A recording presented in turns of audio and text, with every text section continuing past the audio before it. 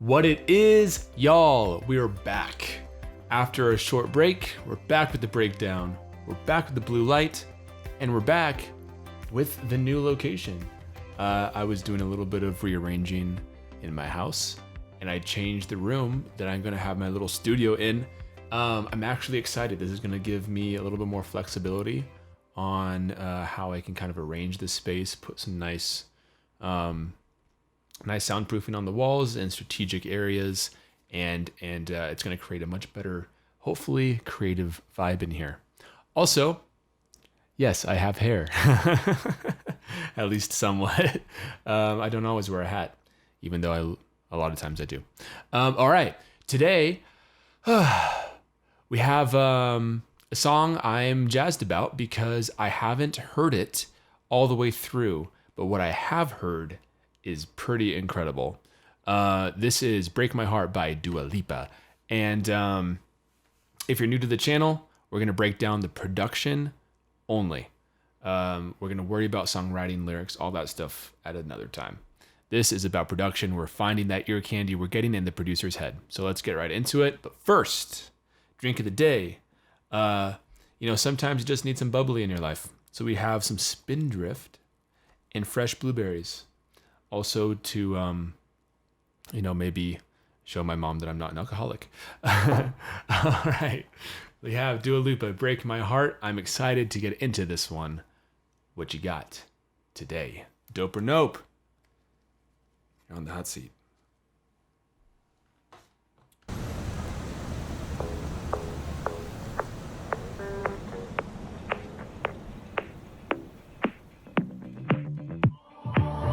I've always been the one. All right, quick intro, filtering in. We've actually, I think, talked about that before, how there's kind of a far away muted sound on the kick here, and the bass kind of fading in, right? It's a squashed sound because they're opening up the filter. It's a nice little winter kind of rise towards something. I've always been the one to say the first goodbye. Had to love and lose 100 million times. And if we want to get super nerdy about it too, so at the very beginning of the intro, they have what's called a bandpass filter, which is basically taking some part of the mid range and only letting that bleed through. And it almost sounds like it's coming through like a cell phone, right? Because it's a very condensed frequency range. And now in the verse, when she starts singing, we have a low pass filter, which is basically just cutting out all the high end. And so it sounds very bassy, very like outside of a club vibe, and it lets the vocal really sit in its own space in the higher register of the frequencies. The first goodbye. Had to love and lose 100 million times. Had to get it wrong to know just what I like. Now I'm falling. Cool reverb tail there on like. Just what I like.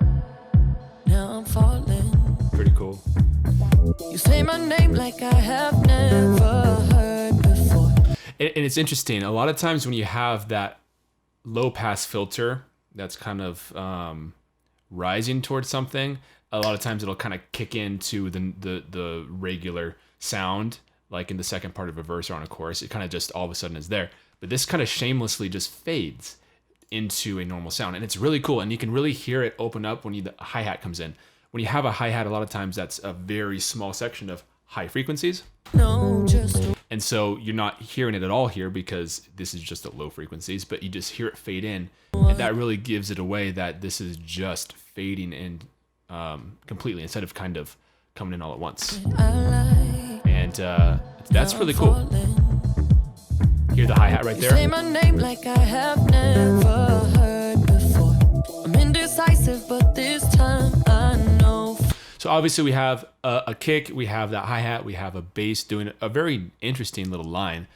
In the second part of the verse, we have a little bit of a higher, sounds like a pad. But this time I know for sure. I hope Hard to tell exactly what it's doing, but it's there to support the vocal. I'm not the only one that feels it all. Reverb tail again, another reverb tail on all. Center of attention, you know you can get whatever you want from me. Whenever you want it, baby. It's you and my reflection. I'm afraid of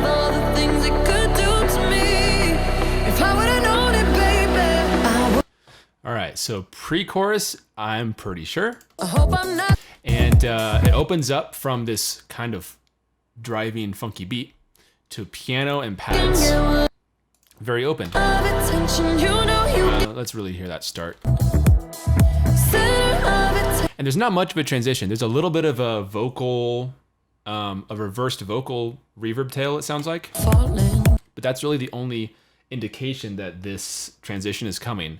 But the stark contrast of having that beat to just the opened up piano and pads lets you obviously know that, all right, we're in a new section here. Are you falling? Center of attention. You know you can get whatever you want from me. Whenever you want it, baby. It's you and my reflection. I'm afraid of all the And in the second part of this pre-chorus, because we just have chords, we have a beautiful piano, wide, spacious pad sound, but that's pretty much it on the one of each beat in the first part of the pre-chorus. And now we have a little bit of an electric guitar pop in, giving it kind of some syncopation, getting a little bit of that energy back as we're building towards obviously some sort of driving chorus. things it could do to me. If I would have You hear that guitar in the back there kind of doing some plucks. known it, baby, I would have stayed at home. 'Cause I was doing better alone. But when you said hello, I knew that was the end of it all.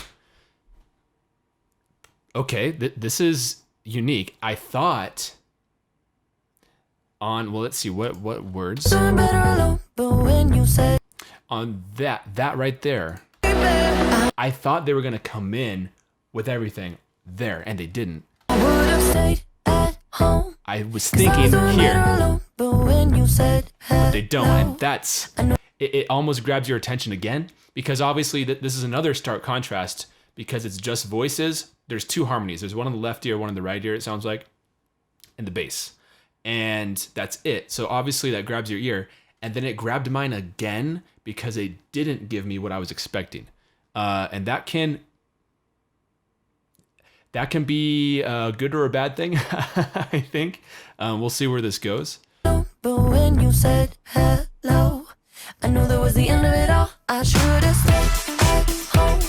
'Cause now That's what I was expecting about a measure sooner. And I knew that was the end of it all. I should have stayed. simple transition again, just that clap on the 4 of the previous beat. That was the end of it all. I should have stayed at home. 'Cause now there ain't no letting you go. Am I falling in love with the one that could break my heart? The guitars are really shining here. Am I falling? Should have stayed at home. There's a very delayed guitar sort of farther back that's doing chords instead of just that kind of little lead line. Not a lead line, just tinkering around, I guess you can call it. I knew that was the end of it all. I should But have listen. stayed at home. 'Cause now there ain't no You can letting hear it. Da in the back there. That's really cool. I should have stayed at home. 'Cause now there ain't no letting you go. Am I falling in love with the one that could break my heart? Oh no, I was doing better alone. But when you said hello, I knew that was the end of it all. I should have stayed at home. 'Cause now there ain't no letting you go. All right, I was not expecting it to repeat the chorus again. I thought it was kind of just going to go back into a verse 2.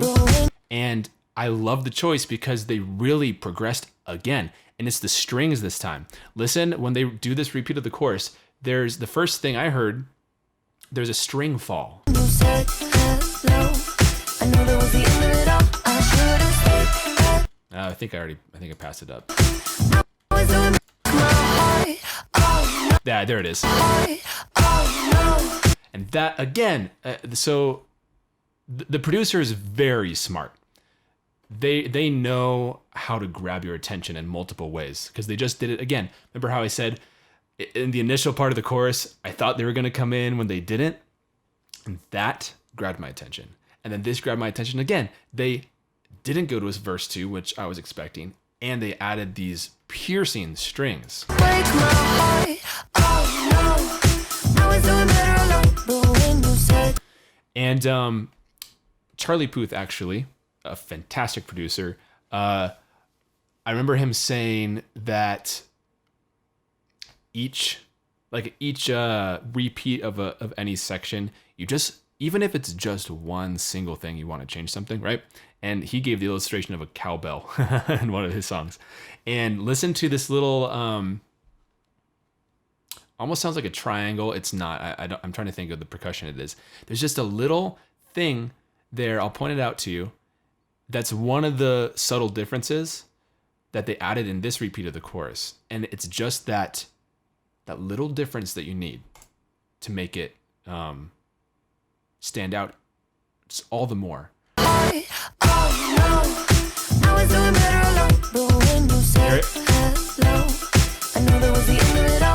Really cool. There's the strings again, helping it out, really giving this some punch.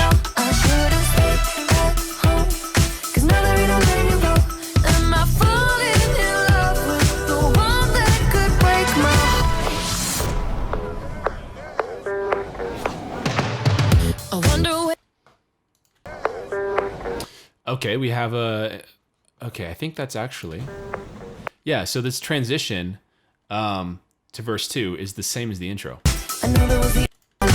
Where is it? Sorry, I'm getting lost in here. That's the same band-passed kick and bass you got here. Hear it? That's kind of cool. It ties it in. So when you're able to give really sharp contrast like that, but if you've heard that before, it helps kind of tie everything together without it feel too jarring.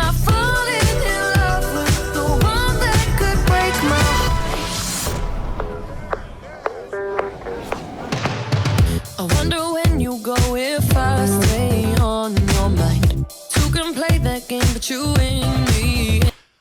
Okay, so I just realized now that the bass is actually doing the melody of the chorus, and I think they did that in verse 1 too. Are you falling? More or less. My name like I have never heard. Yeah, listen. So the bass line in the verses is the melody of the chorus. I was doing better alone, but when you said hello, I knew that was the end of it. Verse 2. I wonder when you go if I stay on your mind. That's really cool. That's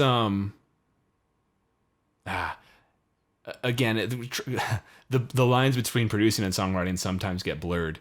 But that's just gorgeous, actually. That's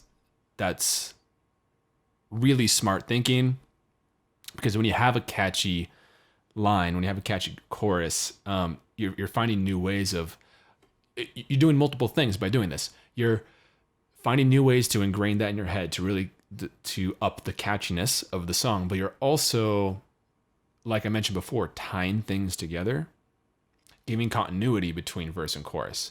And there's a lot of good contrast in this song, so you want some of that continuity to keep it flowing without everything being too abrupt. So that's wonderful, and I think it just works really well. I wonder when you go if I stay on your mind. Two can play that game, but you and me every time. There's that delayed guitar again. Two can play that game, but you and me every time. Pretty cool. Before you was a waste of time. Hey, you got Same reverb tail, and they've also harmonized a little bit more on the voice. Again, the common progression that you'll find in a second verse. a waste of time. Hey, you got me. Center of attention, you know. More of a transition into this pre-chorus with the strings. Again, we've tasted it before, and so we like it again now that we're hearing it again. Me. Center of attention, you know you can get whatever you want from me. Whenever you want it, babe. All right, so it sounds like they've added a little bit of a muted clap there, and there's high strings droning, which those weren't there on the first pre-chorus. You can get whatever you want from me. Whenever you want it, baby. It's you and my reflection. I'm afraid of all the things it could do to me. If I would've known it, baby, I would've stayed. And I'm pretty sure that those are the only two changes, like, for all intents and purposes. But it gives it that wonderful energy. Having that high droning strings, it's just like, it's just there. And it's giving it the energy that it needs. In a way, I guess you could say. Everything else seemed to be about the same. At home, Sorry. I would have stayed at home, 'cause I was doing better alone. But when you said hello, I knew that was the end of it all. I should have stayed. So that's what I was expecting on chorus 1. See how they came in But when you on the second line of the chorus. So they did it this time. So interesting. 'cause I was doing better alone. But when you said hello, I knew that was the end of it all. I should have stayed. 'Cause now there ain't no letting you go. And they have more of the full production on this first repeat of chorus 2. The strings, that guitar, a few more different harmonies as well. I should have stayed. Well, not harmonies, some kind of counter melody stuff. I should have stayed. Right there. 'Cause now there ain't no letting you go. Am I falling in love with the one that could break my heart? Oh no, I was doing better alone. But when you said hello, There's that little not cowbell, not triangle again. I knew that was the end of it all. I should have stayed. 'Cause now there ain't no letting you go. Am I falling in love with the one that could break my heart? Yeah, so let's talk structure a little bit. So there's a lot of formulas for parts in a song, right? You have your standard like A, B, C, B, which would be verse, chorus, bridge, chorus, right? And there's several formulas that the most people kind of follow in the industry, at least to keep things consistent. It's kind of what we figured out works, right, for a certain length that keeps the listener's ear. Over time, it's kind of just developed that way. And so the reason why I wasn't expecting that initial or that third repeat of chorus 1 was it kind of broke standard where there were three repeats of the first chorus. That's strange. But because they did that, they don't need to do it again here. They just did 2 repeats of chorus 2, and it sounds like we're going into a bridge now. Again, grabbing your attention. Sometimes you need to break that formula to give it a little that extra credit, that little cheese on top, the crispiness, right? Crispy cheese on top of the pizza, or however you want to put it, to give it that extra something to grab your ear, grab your attention.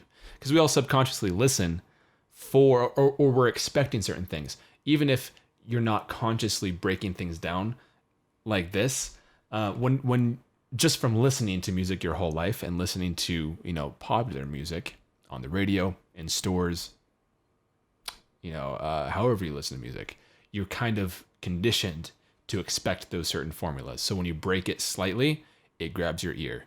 That is called catchiness, and that's very smart. Break my heart. Break my heart. Am I falling in love with the one that could break my heart? Interesting. Break my heart. Break my heart. I'm not a huge fan of this, to be honest. It works fine. The one that could break my heart. Break my heart. Really just a pad. We have some strings that are kind of doing some arpeggios, it sounds like, and then oohs and ahs and harmonies on Breaking My Heart. Long reverb tails, very spacious and open. I get it. You're providing a lot of contrast to the chorus, because I'm assuming we're in between 2 choruses here. So without a third verse, you need some sort of good contrast there. It's okay. I feel like they could have done it slightly more interesting, but just my opinion. Am I falling in love with the one that could break my heart? I would have stayed at home, 'cause I was doing better alone. But when you said hello, I knew that was the end of it all. I should have stayed at going back to when they bring in the full production on the chorus. Chorus 1, they waited till I think bar 3, or however you want to count it. There were 2 lines of vocals, and then they brought it in. Chorus 2, they brought it in on the second line. Chorus 3, they just bring it in all right away. So that's a nice way to kind of to progress, which I say that all the time. But it like I say it because that's important. You need that progression, right? It's building the story to the end of the song, keeping you engaged, and that's another way that they grab your attention each time the chorus comes around, by giving you more earlier on in the choruses.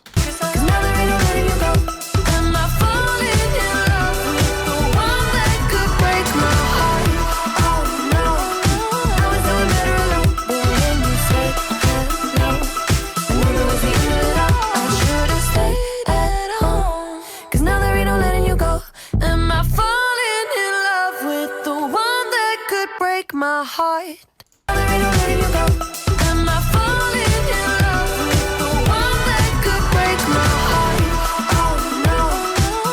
Okay, so I almost felt that this was going on too long. By repeating it one more time, it was going to drag just a hair. That's the feeling I was getting. I was worried for a second because I wanted this to go out strong. But they saved it by cutting out the production and changing things halfway through this last repeat. Like right around here, I was like, I need something else. And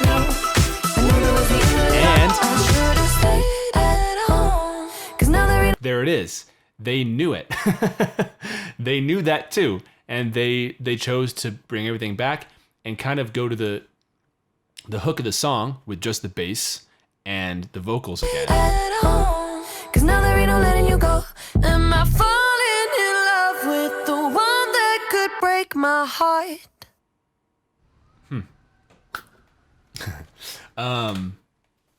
Wow. Okay. Was it dope? Absolutely. Absolutely it was dope. And I think layering was a huge theme. We have a cool bass line. We have a solid beat. We have those guitars that are kind of that delayed guitar that's doing chords. We have that other guitar over the top doing a little bit more quicker tinkering. We have strings. We have pads. We have harmonies. We have kind of everything. Lots of layers. And the way that they're able to bring them in at strategic times, like pulling it away when you kind of wanted it, and then repeating something when you weren't expecting it, layering something here, layering something there. That was done really well to keep grabbing your attention. At least that's what it did for me. You can let me know how it did it for you. And then continuity. A lot of different elements. We have open pre-chorus, pads, piano, open bridge, very spacious, big reverbs, but then very tight kind of driving hook and chorus. So you need some sort of continuity, and they did that by the bass line doing the melody of the chorus on the verses. There's one other thing with continuity that I think I mentioned that I forget what it was. But man, really good, really smart, just intelligent production here. Was it dope? Absolutely.